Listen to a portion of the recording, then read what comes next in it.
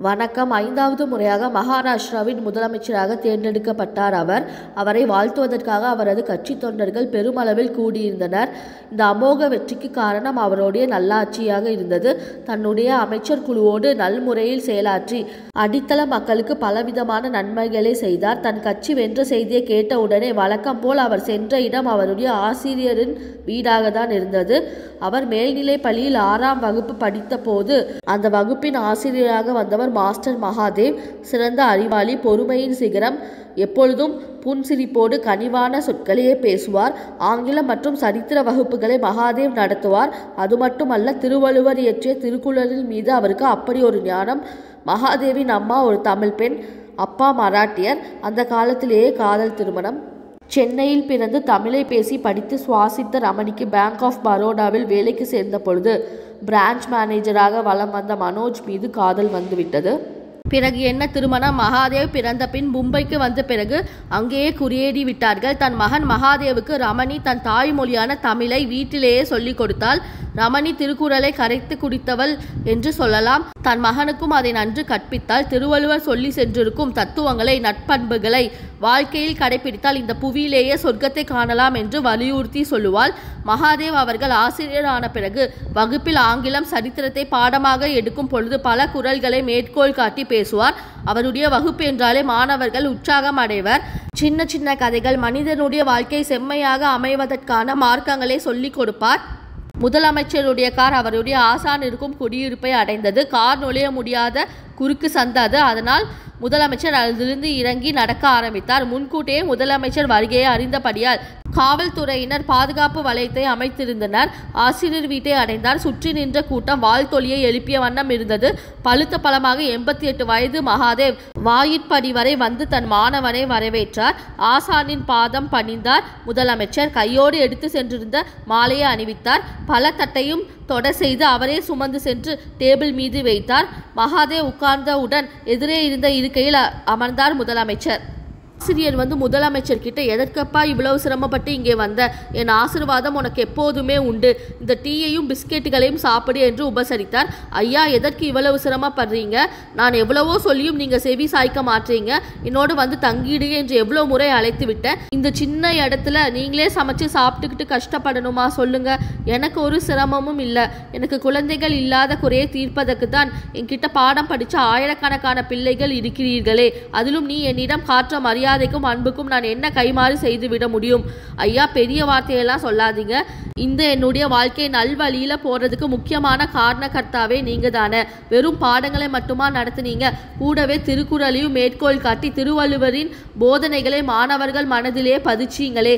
இன்றைக்கு என் ஆட்சியை மக்கள் கொண்டாடுறாங்க. தொடர்ந்து 5 முறையாக என்னை முதலமைச்சராக தேர்ந்தெடுக்கிறாங்க என்றால் நீதி தவறாத ஆட்சி செய்வதால் தான் என்கிறார்கள். அந்த நீதிகளை எனக்கு உபசரித்தவரே நீங்கள் தானே.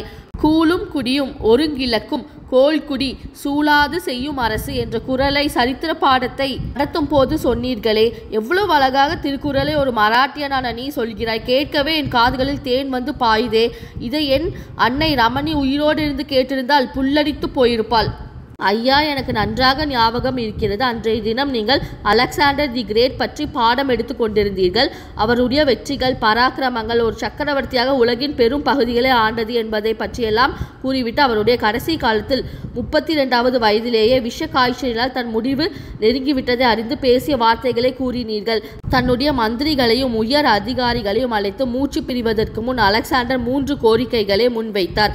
ஒன்றாவது, உலகில் எந்த வைத்தியராலும் ஒரு வியாதியை முழுமையாக குணப்படுத்த முடியாது. ஆகையினால் உடலை பேணி காப்பாற்ற வேண்டும் என்பதை என் மூலம் உலகம் புரிந்து கொள்ள செய்ய வேண்டும். போர்க்களங்கள், நிலப்பரப்பை விஸ்தாரப்படுத்துதல், கஜானாவை நிரப்புவதிலேயே கவனம் செலுத்திய நான் உடலை பராமரிக்க மறந்தேன். இரண்டாவது, என்னுடைய சவப்பட்டியை சுமந்து கொண்டு கல்லறை நோக்கி செல்லும் பொழுது வழிகள் எங்கும் இருபுறமும் வைடூரிய கற்களையும் மாணிக்கம் வைரங்களையும் இறைத்து கொண்டே செல்லுங்கள். இதை காணும் மக்கள் அலெக்சாண்டர் இவைகளை தான் சேகரித்தார். ஆனால் இவைகளை அவரோடு எடுத்து செல்ல முடியவில்லை. பயனற்றவைகளை சேகரிக்க வாழ்நாளை தொலைத்தார். ஆனால் நல்லாட்சி தர மறந்தார். மக்களை கொன்று குவித்தார். குடிமக்களின் மனதில் அன்பை விதைத்து அதில் குடியிருக்க மறந்தார். இனிமேலாவது மக்களை ஆள வரும் மன்னர்கள் இதை புரிந்து நடந்து கொள்ளட்டும்.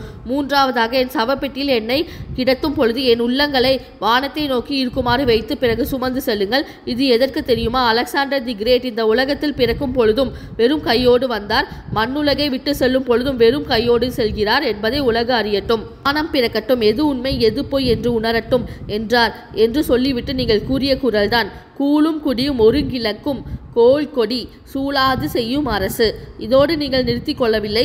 மாணவர்களே, நீங்கள் தான் எதிர்கால இந்தியாவின் வாரிசுகள். உங்கள் இளம் தோள்களை நம்பிதான் பாரத மாதா ஜீவித்து இருக்கிறாள். உங்களில் யாரேனும் பிரதம மந்திரியாகவோ முதலமைச்சராகவோ IAS ஆபீசர்களாகவோ வந்து இந்த நாட்டை ஆண்டு மக்களை முன்னேற்ற பாதையில் வழி நடத்தி செல்லலாம். அப்போது இந்த குரலை மறவாதீர்கள். தவறாக நாட்டை ஆள்பவர் தன் புகழையும் அன்பை பொலியும் மக்களையும் இழந்து விடுவார் என்றீர்கள். மாணவர்களாகிய எங்கள் மனதில் உங்கள் குரல்களும் அதன் விளக்கங்களும் பசுர மனதாணி போல் பதிந்துவிட்டன.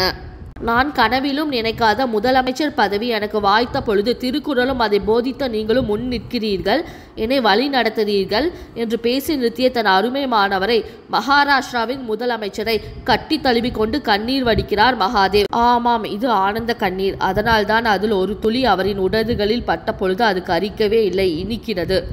இந்த கதையோட கருத்து என்னன்னா, நடக்க போவதே என்னாது, தவறாக ஆள்பவர் வந்து தன் செல்வத்தையும் செல்வம் தரும் குடிமக்களையும் சேர்ந்தே இழந்து விடுவார் அப்படிங்கிறது தான். இதை வந்து திருவள்ளுவர் திருக்குறள் 554 கூலும் குடியும் ஒரு கிழங்கும் கோல் கொடி சூழாது செய்யும் அரசு அப்படின்னு சொல்லியிருக்காரு. இந்த சேனல் பிடிச்சிருந்தா லைக் பண்ணுங்கள், ஷேர் பண்ணுங்கள், சப்ஸ்கிரைப் பண்ணுங்கள். ஒவ்வொரு வாரமும் திருக்குறள் கதை நம் சேனலில் போடப்படும். அனைவரும் பார்க்கும்படி கேட்டுக்கொள்கிறேன். நன்றி.